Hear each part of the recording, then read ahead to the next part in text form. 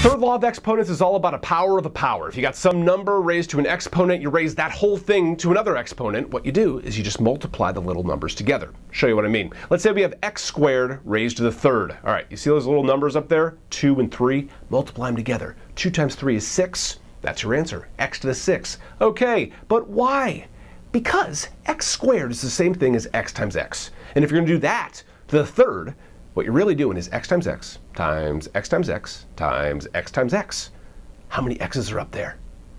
I think there's 6 of them. That's why it's x to the 6th. All right, one more example. Let's say we have x to the 4th squared. All right, you got little numbers up there? Yeah, there's a little 4 and a little 2. Let's multiply them together. X to the 4 times 2 is x to the 8th.